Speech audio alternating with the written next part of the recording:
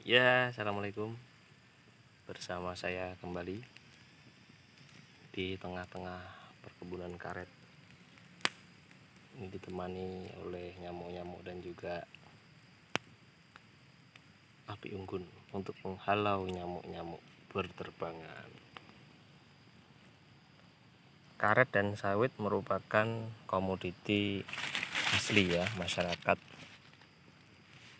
di Kabupaten Tulang Bawang Barat dan sekitarnya. Ya, di sini harga karet sudah mulai naik ya, alhamdulillah. Jadi teriakan-teriakan kita kemarin melalui media sosial, melalui doa-doa kita, itu rupanya sudah didengar. Harga karet kisaran 8.000 sampai 9.000 kalau di sini ya. Alhamdulillah sekali. Ini agak membantu masyarakat kecil khususnya dalam menghadapi masa pandemi ya. Di akhir tahun ini, Desember tahun 2020, kita dipertontonkan ya. Oke, saya ganti backgroundnya. Saya ada sawit. Kita dipertontonkan dengan berbagai macam isu-isu nasional yang selama ini berkeliaran, baik lewat media cetak, elektronik, dan lain sebagainya. Ya, harapan kita sih rakyat kecil itu cuma satu, harga-harga bahan pangan, bahan pokok itu ya turun lah kalau bisa. Ini wajib sih. Lalu pendidikan, bukalah selebar-lebarnya kesempatan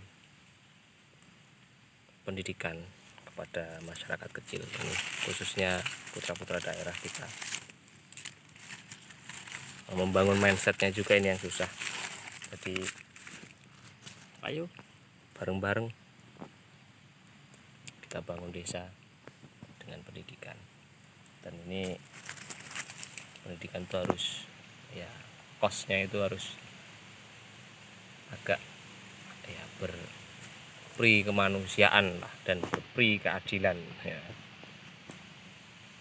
Alhamdulillah juga sih kemarin sudah mulai ada program-program beasiswa, KIP dan lain sebagainya itu. Di akhir tahun ini sih satu kesimpulan besar yang dapat saya ambil, yaitu kita itu kebanyakan mendengar, bukan banyak membaca ya. Kita lebih percaya kata orang daripada kita itu giat mencari informasi lewat bacaan-bacaan. Sedikit bergeser ya sambil berjalan di tengah hutan. Orang Indonesia, bukan orang Indonesia lah, di sebuah negeri antah berantah ini, banyak orang itu percaya apa kata orang ya, dibandingkan mencari data-data atau mencari informasi-informasi terbaik atau teraktual yang di situ objektif. Repot juga sih kalau sampai orang itu lebih percaya omongan orang, kalau anak-anak muda sekarang percaya omongan tetangga.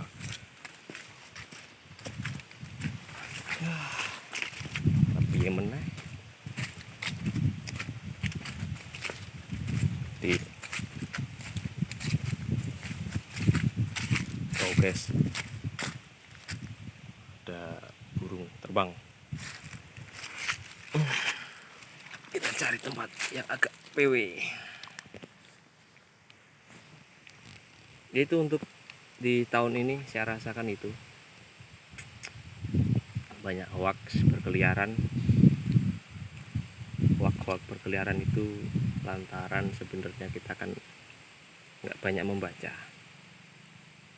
kita banyak percaya omongan orang itu, akhirnya kan terjadilah berbagai macam informasi yang tidak tidak dapat dipercaya, lalu kita dengan cerobohnya share dan lain sebagainya.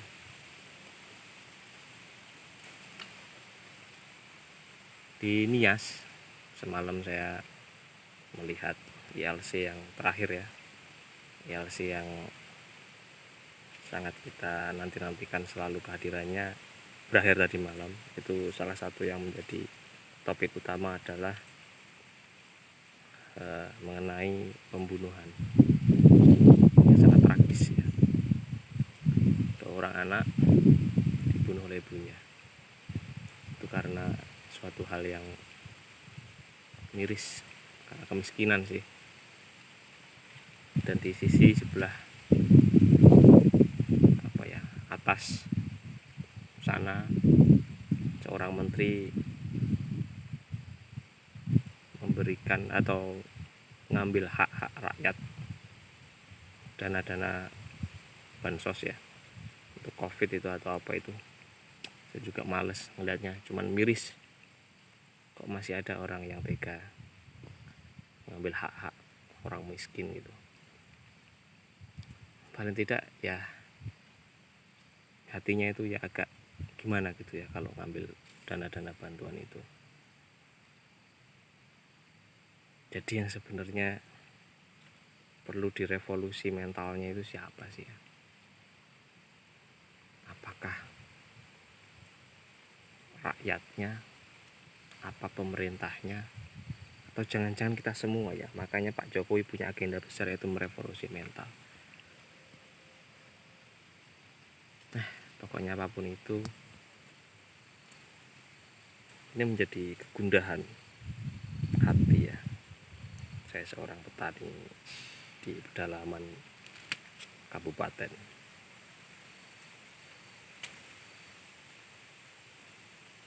Belum lagi masalah-masalah lain yang sangat luar biasa bagi saya, terutama kesejahteraan guru ya. Walaupun sudah mulai ada program-program untuk mengarah kepada kesejahteraan guru, nampaknya kok ada satu hal yang hilang ya dari nilai-nilai pendidikan kita itu. Ada satu hal yang saya rasakan itu sudah mulai pudar, entah itu apa, namun efeknya itu nampaknya anak-anak itu juga tidak seperti zaman saya. Memang zaman saya dulu sekolah itu merupakan hal yang mewah ya, mewah dan menjadi kebanggaan tersendiri. Apalagi seorang petani yang bisa menyekolahkan anaknya sampai SMA itu luar biasa. Bangganya orang tuanya itu bisa menyekolahkan anak. Nah sekarang nampaknya kebanggaan itu agak sedikit turun level gitu. Entah itu kenapa, saya juga masih bingung.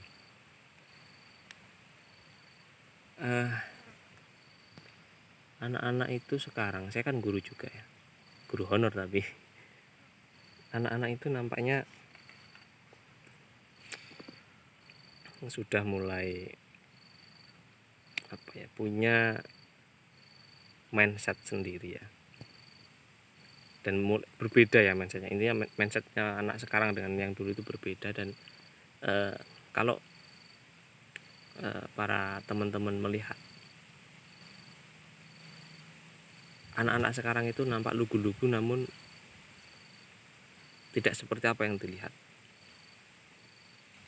Kalau zaman saya dulu memang lugu, ya anaknya lugu.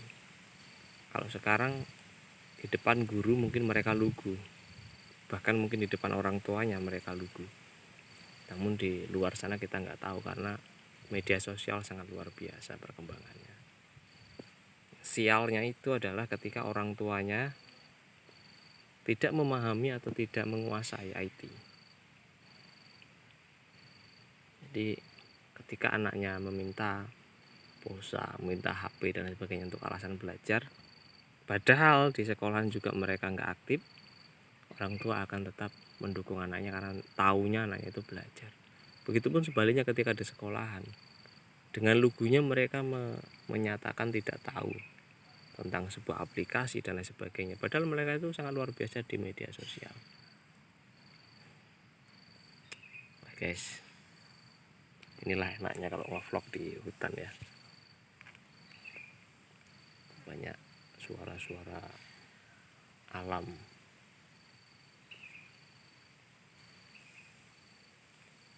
Ya, intinya itu ya teman-teman semua.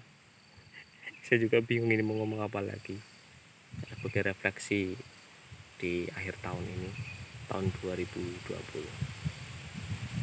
Semoga bangsa kita akan semakin dewasa ya, dan menjadikan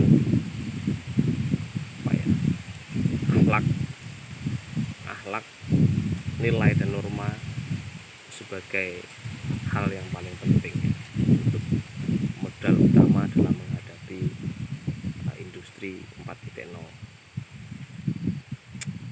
Demikian dari saya. Assalamualaikum warahmatullahi wabarakatuh.